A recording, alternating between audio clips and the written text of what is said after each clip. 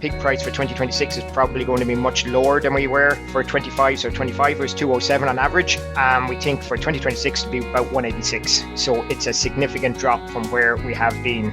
So if we take the last 3 years, I suppose in 2024 it was €2.20. In 2025 we estimate it was €2.07. And we think in 2026 it'll be €1.86. So back considerably over the highs of 2024. Hello and welcome to the latest episode of The Pig Edge, Teagasc's pig podcast with me, Amy Quinn, where we are bringing you the latest news, information and advice to keep Irish pig farmers up to date.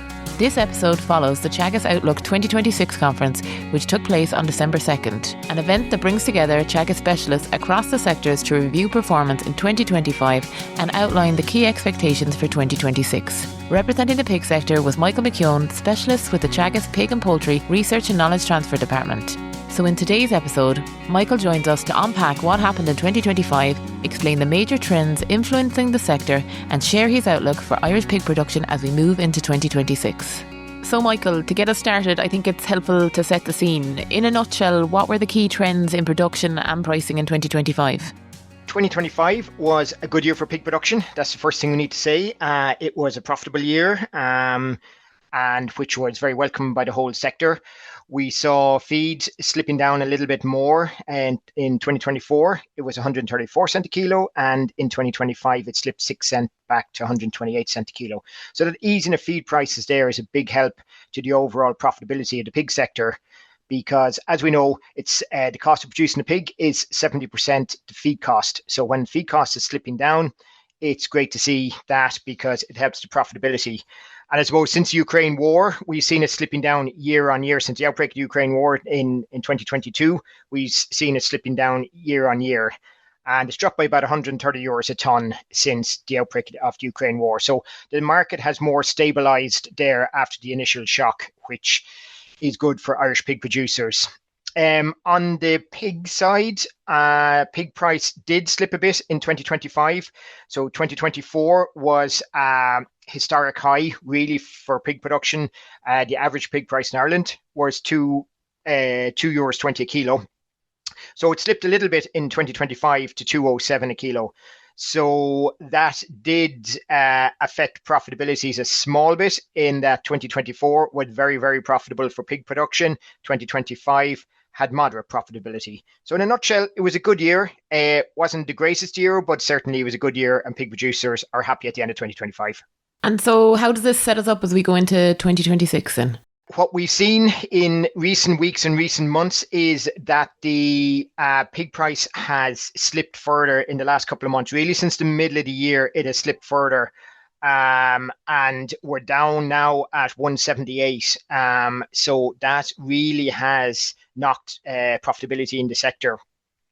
So while the feed price again, we will expect to slip a little bit further in 2026 and reduce from 128 cent a kilo back to probably 125 cent a kilo. So a small reduction in feed costs going into 2026.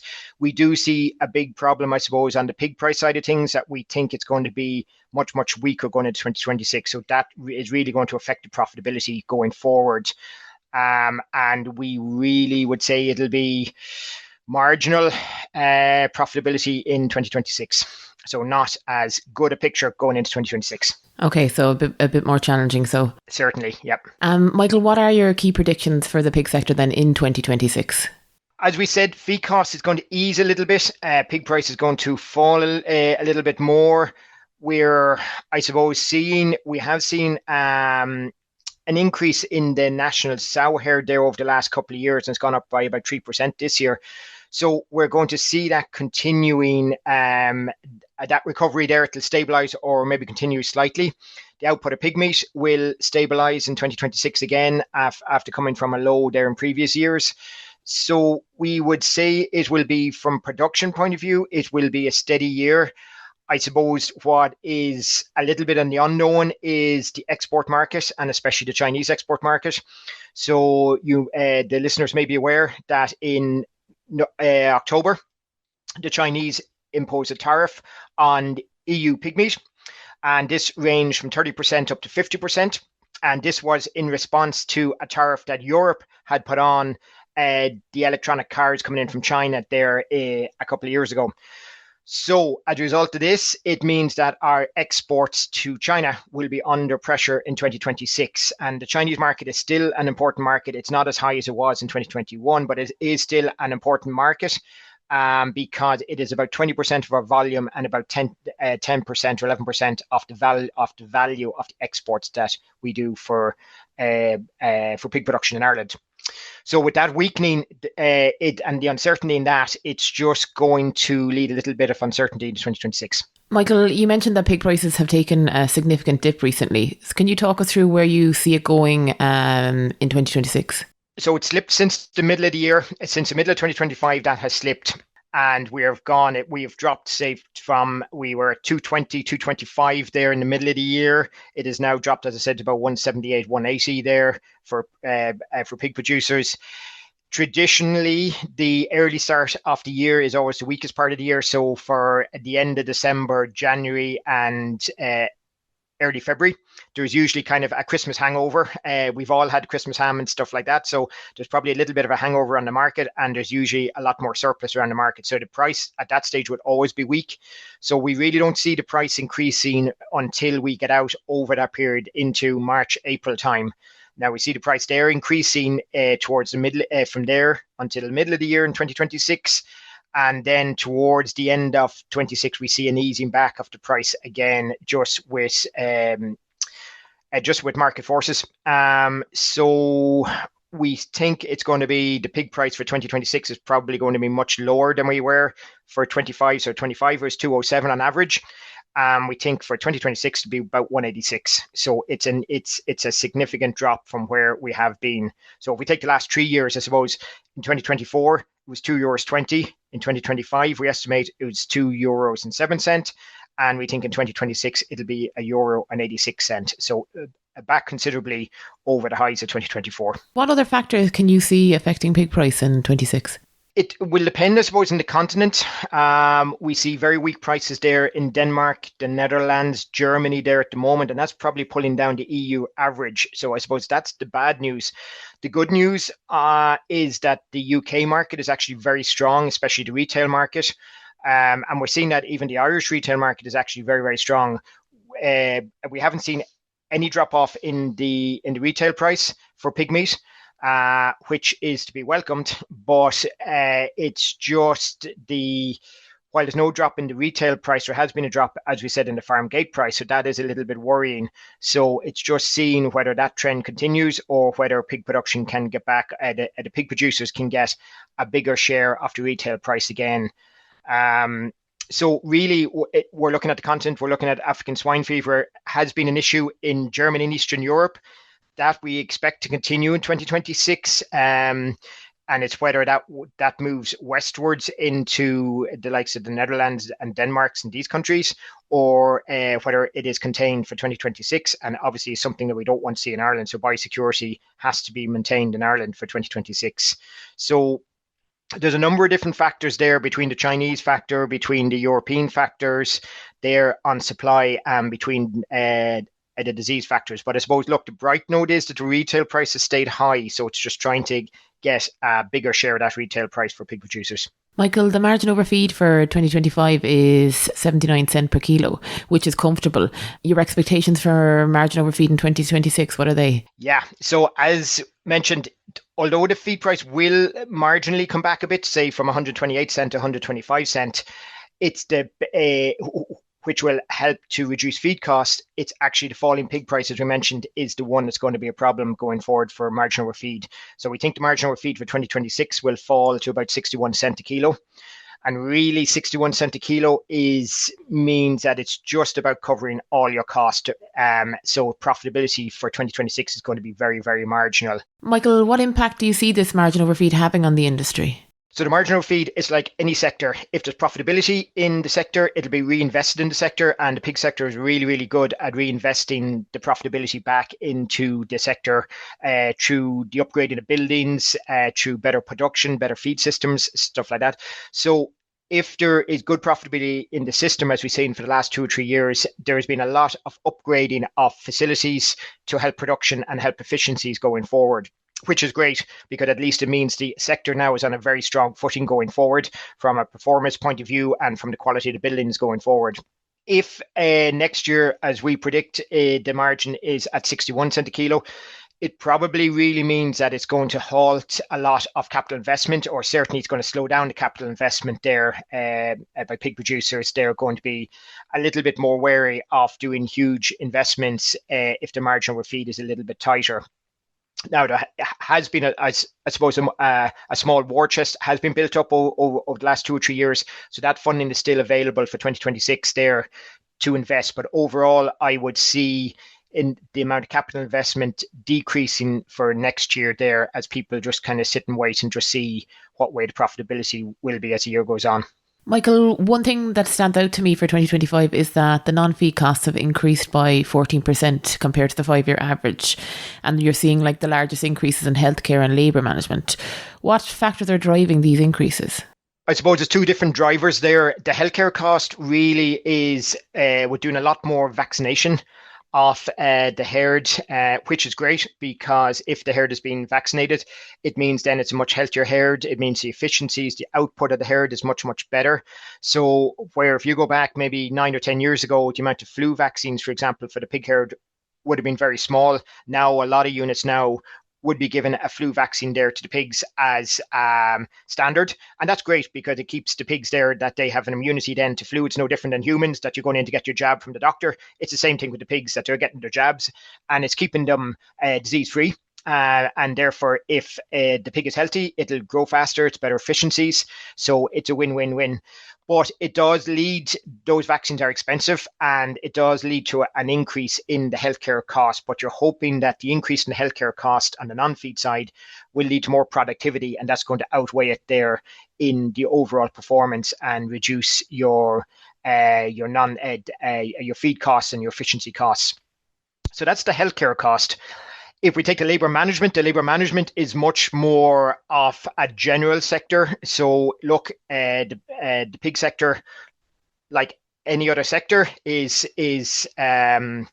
based on the labour that's available there for the economy, and we're nearly at full employment in the economy at the moment. We're a little over 4%, so it's nearly full employment. So as a result of that, there has been wage inflation over the last 4 or 5 years, and the pig sector there, if they're looking to get good labour, they do have to pay what the market rate is going. So we have seen a little bit of an increase in the labour cost there over the last few years.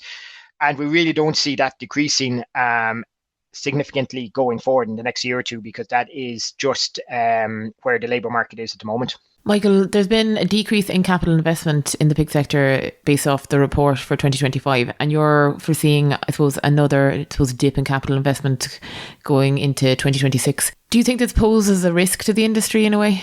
Yeah, so the capital investment, I suppose, if you took it in the medium term, hasn't been very high because we've had ups and downs in the profitability. So if you took capital investment over a 10-year period, it hasn't been that high. Now, capital investment in the last 2 or 3 years has improved significantly, which is great.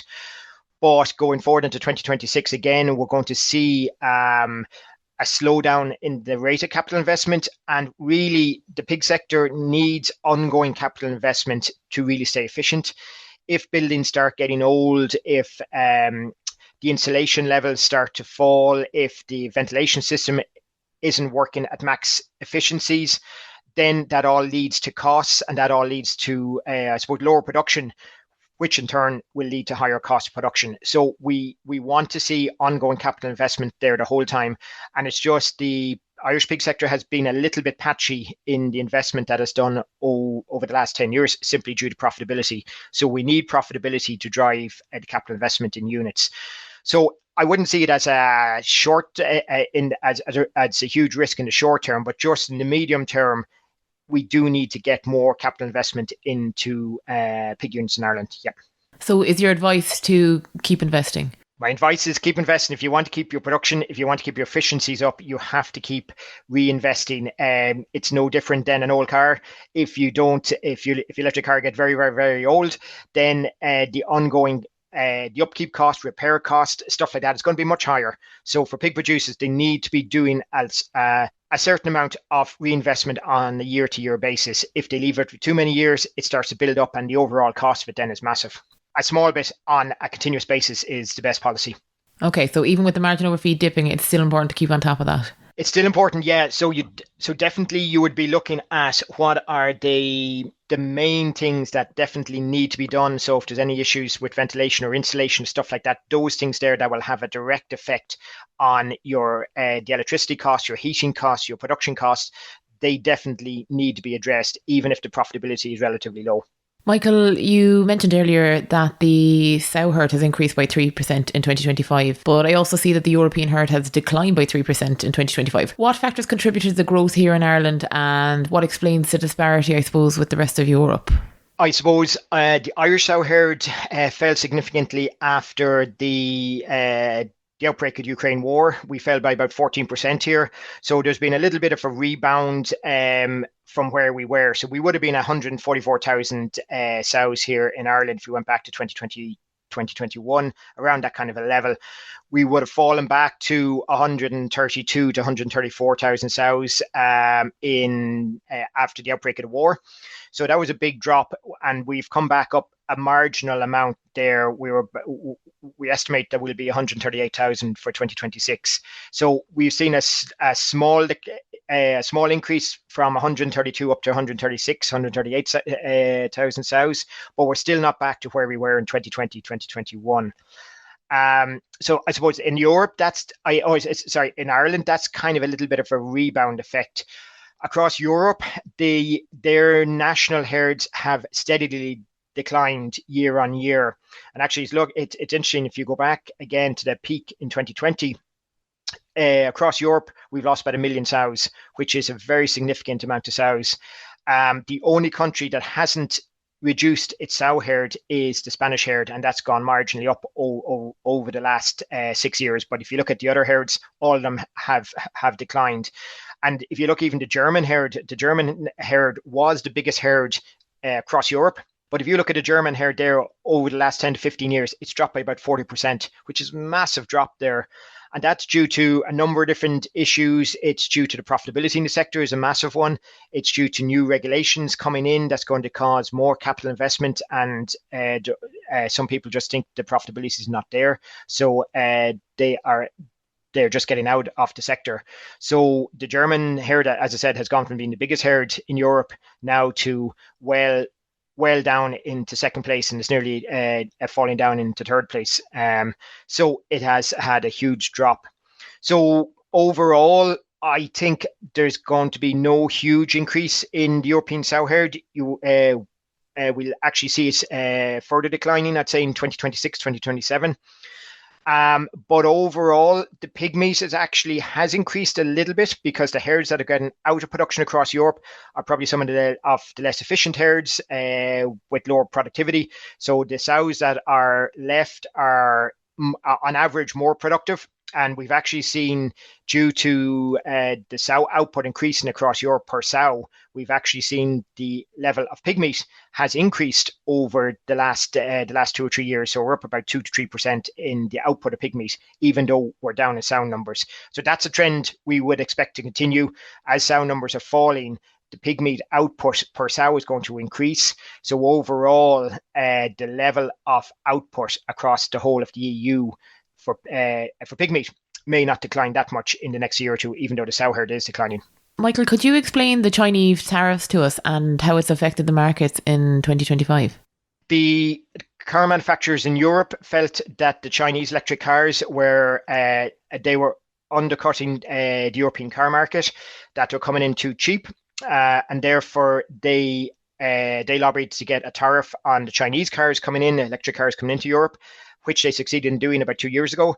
As a result of that, then China, in a tit for tat, looked at putting a tariff on some of European exports, and one of the things they chose was pig meat. So they have now since October, they put a tariff of 30 to 50% on European pig meat, depending on the source and the exporter. So this has had a big effect on the competitiveness of the EU pig meat in China. So on a global scale, we're competing against Brazilians, we're competing against the US, we're competing against the Chinese, the Canadians. So it just means now that our pig meat going into China is going to be more expensive than the competition. So therefore, we're going to lose market share, and therefore the volume going to China is going to reduce in the next year or two if the tariffs are stay there. So from an Irish point of view, it's 23% of our volume and it's 10% of our value goes to China. So this will have a knock-on effect on the average pig price at farm level into 26, 27. And that's where we're saying going forward that we can see a fall in the average pig price for 26, 27. Michael, I noticed there was an increase in pig slaughterings in Northern Ireland in 2025. What motivated this?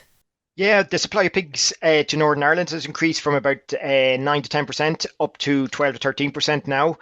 There probably is longer term contracts available in Northern Ireland for some of the producers, and that's why they have moved some of their pigs to Northern Ireland. There is an opportunity there of longer contracts, maybe 6 or 12 months, which gives them a bit of stability that they know what their pig price is going to be going forward. Whereas most of the pig sales in Ireland, in the Republic of Ireland, are spot prices that they change from week to week. The fact that some of the producers are able to get a longer term contract in Northern Ireland makes it more attractive. So I suppose that's why some people have moved some of their pigs to Northern Ireland for slaughter. Do you see more of it happening in 2026? It depends on the appetite for the Northern Ireland slaughter plants, whether they're looking for more southern pigs from the Republic of Ireland. If there is an appetite there, then presumably they're going to offer similar contracts. So really it depends on the appetite of the Northern Ireland plants. So it's, I suppose, just something to keep an eye on going forward in 2026. If we look at things in a wider context, how does our outlook compare with other European countries? It would be very similar. Our output would be very similar across Europe. Some countries, for various reasons, have more maybe of a pessimistic outlook. But in general, the European sector would be concerned at falling prices, especially when the retail price hasn't fallen and has held. There is a concern that the farm gate price is falling. Generally, the outlook for 26 across all countries would be, I suppose, slightly pessimistic, just with the margins that they foresee coming. So we're in a similar boat. It's EU pig meat, so we're all kind of affected by the same price, and we're all affected by the same challenges. So that's where across the EU, the outlook is would generally be fairly pessimistic for 2026.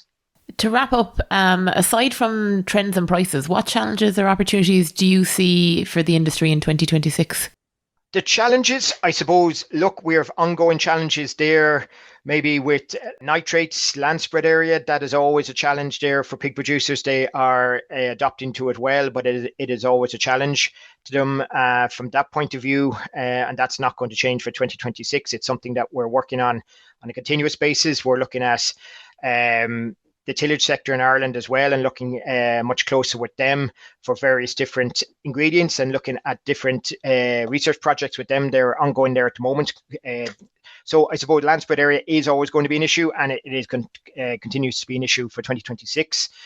The profitability, the margins, that is going to be a challenge, as we mentioned there. And I suppose the volatility of the sector is a big challenge, that we're going from highs to lows, much deeper lows when we go to lows now than we would have done, which means that you need much more resources to be able to outlast the lows before you come back into a profitable situation. So that is always a sector. It has always been a challenge for the sector, but it's becoming a bigger and bigger challenge. So we wouldn't like to see family operations not being able to have resources to stay in operation. So that is a challenge for 2026 and for 2027. The opportunities for this sector, I suppose, look, the product we're producing is a very, very good product. There is a huge market out there at the moment for protein products, and really a pig meat is ideal to respond to that. It's a very lean meat. It is a relatively cheap meat in comparison to, or I wouldn't say cheap, maybe good value meat in comparison to beef and maybe lamb. So from a from a protein point of view, for people who are looking to get much higher levels of protein, pig meat is definitely, there's more of an opportunity to promote that to the public. And you're looking maybe at the younger people there, maybe in the teens and 20s and 30s. And then you're also looking at the older sector of the population, maybe people in their 60s, 70s and 80s, where muscle loss is an issue for them and stability. So pig meat is a very, very good product that will address that. It's high in protein, but it's probably something that needs to be marketed maybe a little bit better from that point of view, just for those segments. Yeah, it probably doesn't get the recognition it deserves, really. Exactly. So there is an opportunity there going forward, not just for next year, but for the forthcoming years. That certainly there is an opportunity there to expand that area and to expand demand there more from a protein point of view, as opposed to simply just as a ham sandwich or something like that, so there's an opportunity there. Michael, the full Outlook paper is available online for people that want more details. Yes, so we had our conference this morning and it covers all sectors. It covers the beef, the dairy, the tillage sector. So if you're looking for more information on the pig sector, or you're looking for more data on the other sectors and more of an outlook there for the other sector of 2026, it's all available there. Michael, thanks for joining us today and for sharing your insights. No problem, you're very welcome. That's it for this episode of The Pig Edge, and thanks again to Michael for joining me on the show. Don't forget to listen and follow on Apple, Spotify or wherever you get your podcasts so you never miss an episode. And for more information, visit teagasc.ie. I'm Amy Quinn. Thanks for listening.